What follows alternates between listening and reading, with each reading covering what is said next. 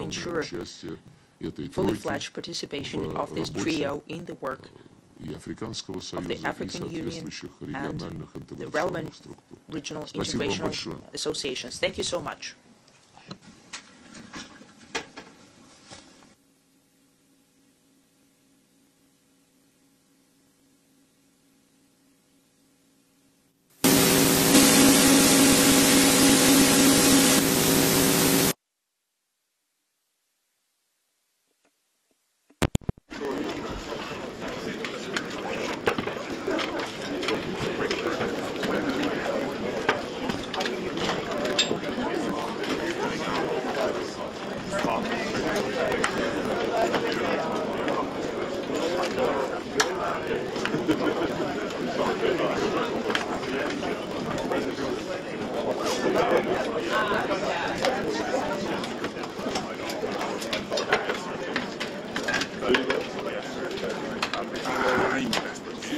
Oh, thanks so much. Sorry.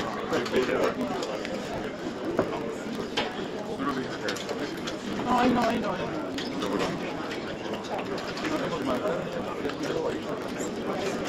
No, pero sabes que el líder se rompe, pues.